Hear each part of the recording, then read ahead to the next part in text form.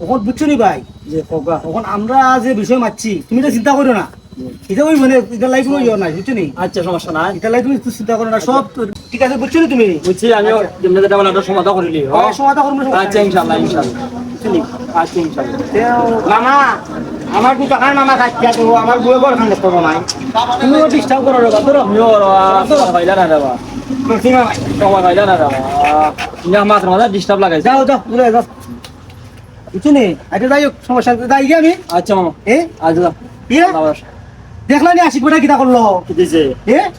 বেটা আমার জুতা কাটতে লিয়ে গেছি কিবা তুমি তো আটে লাগবা তুমি আবার হইতা নাই কথা তোর ভাই না সাবে তে বাতা তোর ফোন করে না বেইছে তা বুঝছ নাকি